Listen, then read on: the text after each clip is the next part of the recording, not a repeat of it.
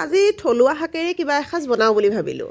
এয়া দেখিছেনে, মই খুতৰা শাক এয়া ভালকৈ ধুই মেলি মই কুকাৰটোত বইল হ'বলৈ দিছোঁ। এটা বিলাহীও দিছোঁ আৰু এটা ওলকবি কাটি দিছোঁ। ইয়াত নিমখ দিছোঁ আৰু অলপমান পানী দিছোঁ। পানী বেছিকৈ দিয়া নাই, এনেকৈ হুইচেল মাৰিবলৈ বুলি থৈ আহিলোঁ।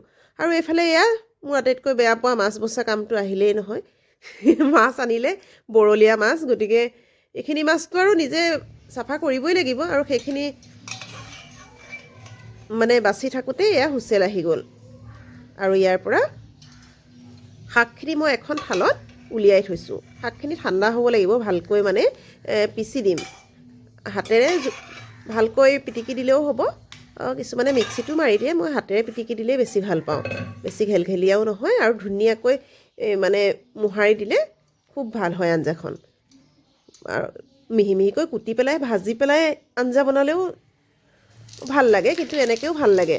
লগত আলু এটা দি দিলে। মই আজি আলু দিয়া নাই, বিলাহী আৰু এটা কবি দিছোঁ।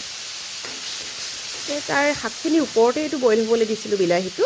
তাকে মই তেলত পাঁচফোৰণ কেইটামান দি পেলাই বিলাহীটো তেলত দি দিছোঁ আৰু এয়া হালধি দি অকণমান ভাজিছোঁ। শুকান জলকীয়াও দিব পাৰে, মই দিয়া নাই, অলপ টেঙাকেই খাম বুলি ভাবিছোঁ। ভালকৈ এইখিনি অকণমান দেৰি ভাজি ল'ম। ভাজি লোৱাৰ পাছতে এয়া কবিটো যে দি থৈছিলোঁ সেইখিনিও বইল হৈয়ে আছে। তথাপিও তেলতে দি অকণমান সময় ভাজি দিওঁ। তাৰপিছতে এয়া দেখিছে শাকখিনি কেনেকৈ মোহাৰি পেলালোঁ। মোহাৰি দিলে একেবাৰে পাত পাত হৈ নাথাকে, খুব মানে ধুনীয়া ঘুলঘুলীয়া হৈ যায়। সেইকাৰণে ভাল লাগে। মাছৰ আঞ্জা খাবলৈও ভাল লাগে এনেকৈ। মই এতিয়া পিছে মাছৰ আঞ্জা নহয়, এনেই টেঙা আঞ্জা এখনহে বনাম। আৰু এয়া তেলত শাকখিনি দিয়াৰ পাছত ভালদৰে ভাজিম। অলপ দেৰি ঢাকোন মাৰি মাৰি ভাজিম। যিহেতু সিজাই দিয়া হৈছে, গতিকে তেলত ভালদৰে ভাজিলেহে সোৱাদটো ধুনীয়া হৈ উঠিব। সিজাওঁতে অলপ নিমখ দিছিলোঁৱে, এতিয়া আৰু পৰিমাণ অনুসৰি অলপ নিমখ দিলোঁ। দি অলপ সময় ভাজিম আৰু এতিয়া এইখিনি হয় মানে মোৰ বাকী কামখিনিও কৰিলোঁ। আৰু এতিয়া মাছ ভাজিবলৈ আছিলে, এয়া বৰলীয়া মাছখিনি ফ্ৰাই কৰোঁ আৰু এখন কিবা চব্জি বনাওঁ, কাটোঁ।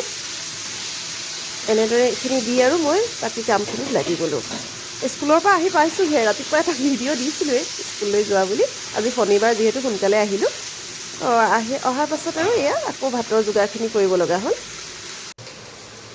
এয়া এইখিনি বাকী পাচলিও কাটিলোঁ, এয়া মাছো ভাজি আছোঁ। তাৰপাছতে এয়া মোৰ শাকখিনিও সিজিও গৈছে, সিজাটো আছেই, কিন্তু ধুনীয়াকৈ ভাজ খাই গৈছে। আৰু এই কুকাৰটোতে যে গৰম পানীখিনি আছিলে সিজোৱা, সেই পানীখিনিও ইয়াত দি দিছোঁ। সিজোৱা পানীখিনি পেলাই দিবলৈ বেয়া লাগে, মানে ভিটামিন প্ৰ'টিন যি থাকে চব গুচি যাব যেন লাগে। সেইকাৰণে মই ইয়াতে দি দিওঁ, যিহেতু ভালকৈ ধুই লোৱাই থাকে। এইখিনি ভালকৈ উতল আহিলেই আমাৰ আৰু আঞ্জাকণ হৈয়ে যাব। ইয়াত যদি গোলনেমু এফাল মানে চেপি দিয়া হয়, খুব ভাল লাগে গোন্ধটো। আজি পিছে মোৰ গোলনেমু নাই, সেইকাৰণে মানে গোলনেমু দিব পৰা নাই। এনেই কিন্তু গোলনেমু এফাল চেপি দিলে টেষ্টটো মানে ভাল লাগে আৰু মোৰ। এয়া আৰু প্ৰয়োজন অনুসাৰে পানী যিমানকণ লাগে সিমান হিচাপত দিলেই হ'ল। এয়া পানী হৈয়ে যাব চাগে। পানী গৰম কৰিবলৈ দিছোঁ, সেইকাৰণে ঘৰ ঘৰকৈ শব্দটো হৈছে দেই।